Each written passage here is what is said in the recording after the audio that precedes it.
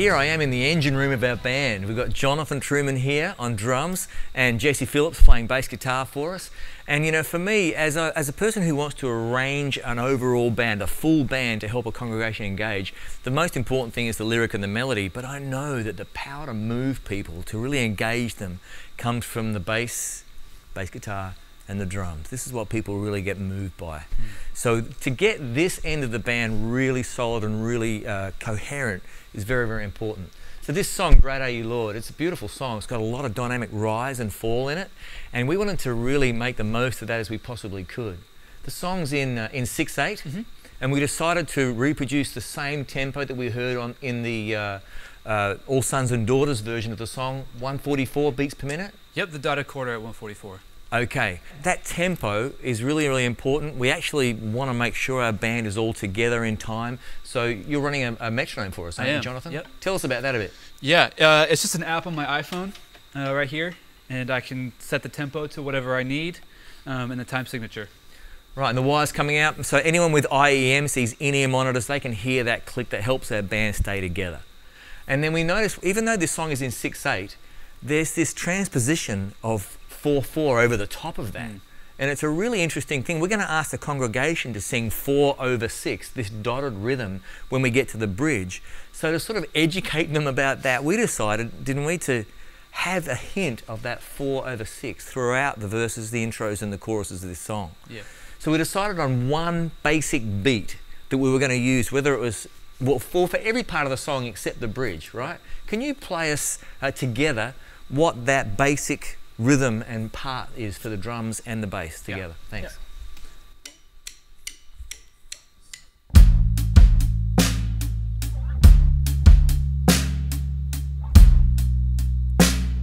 Yeah, it's very simple. Keep going.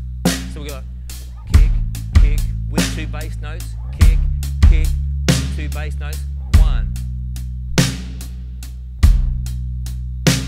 Right, so there's our basic beat. It's really quite a gentle thing, and most of this song is spent at that sort of lower dynamic range. But it gets even smaller than that, doesn't it? So Jonathan, can you talk to me about a couple of things you've done to that basic beat without really changing what it is to make it even smaller than that? What's the smallest you got? Well, the smallest on the acoustic drum kit is I'll go to a cross stick on a snare. Oh yeah. Which is, you know, it's just like that. Yeah. Okay, so just play us on your own, just a little bit of that. Sure. Cross stick instead of the snare. Great, yeah, there's a big difference there. And that subtle change from cross stick to snare makes a big difference. And then how do you get even smaller than that? Yeah, so I brought a sampling pad with me. So this one's by Roland, and I can put samples on it that I've created, and it has its own library of sounds. Wow, now not everyone's got access to a sampling pad, but hey, let's hear what that sounds like. This is what you used in the very intro and verse 1. Intros and outros. Intros and outros, got it. Here, let's hear that. Same part, but even a smaller sound. Yeah. And that gives you like these different steps to go up to use when the song gets bigger. What did you do to that basic beat to make it even bigger? Yeah, so I'll go to the snare, which brings it up, and then from there I'll either go louder on the hats or maybe throw in a crash. How do you go louder on the hats? You can either play it harder with your hands, or you can open up the actual cymbals with your pedal. I actually think that's a really underutilized thing from a lot of church drummers. I agree. Lightly hit hats closely tight together, and then gradually letting them open up and hit it a little bit harder. Can you just show us just on the hat? Can you hear that?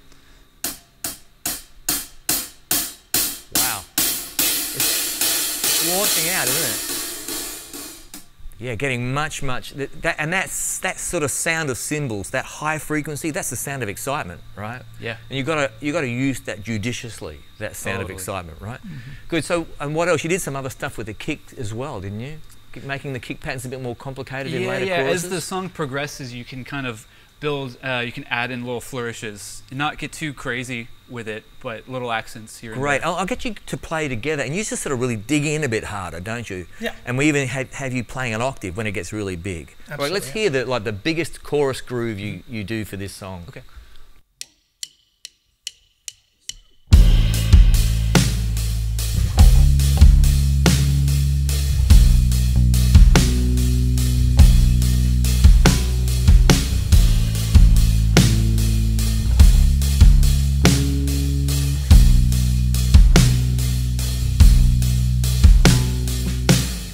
great. So still keeping that kick to show us where the bar is, and then getting a bit busier carefully. Second half of the second half of each phrase. Yeah. Great. And just digging in a bit harder here. Yep, playing a little harder, and then I'm doing the octave on the snare hits. Okay, so we've got that basic groove. Just show us on your own then that what you were doing to make this bass part is very, very simple. 3 notes, right? Yeah. And just make it even a bit stronger to support where the drums go. Totally. So I'll just play the basic rhythm, but then add an octave on each of those snare hits. Mm-hmm.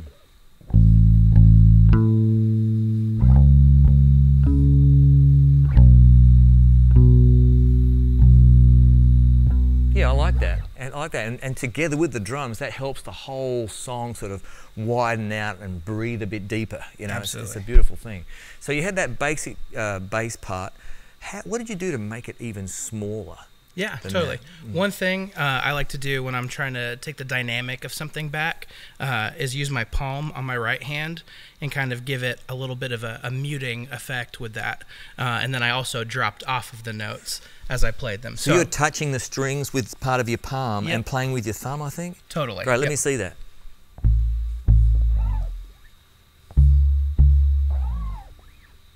And I like those roll-offs too and the gaps of silence. Keep it simple, play it well, and enjoy the higher, I think, a higher joy from music. How it's helping people connect with God and connect with each other rather than being just sort of into my own playing. Yeah. And that works for every instrument, right? But totally. Your voice can come through not just in the licks you play, but in the dynamic that you use when you're playing those notes. So. Right. And I noticed you developed something really interesting for the intro of Great Are You, Lord, that you also repeated at the outro. Yeah. We usually think of bass guitar pretty much only playing one note at a time, but Jesse's already showing us that's not always the case. Have a listen to this intro with Jonathan right on the pad here, like the intro. 1, 2, 3, 4,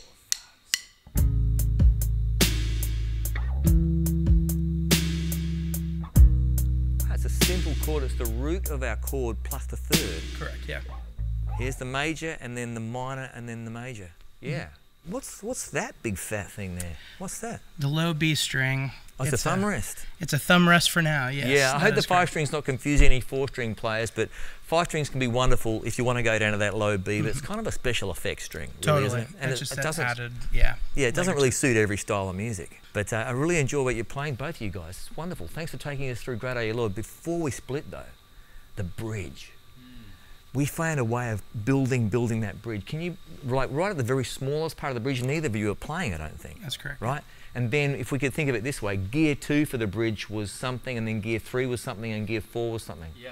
And this is where we, for the first time, have our drums and bass not doing the 4/6 and playing it the 6. And then you start doing the 4 in the toms as well, right? Yep. So I think that'll be something to watch the whole song video for, but notice how these guys build from very small to very large. Thanks, guys. Thanks, man.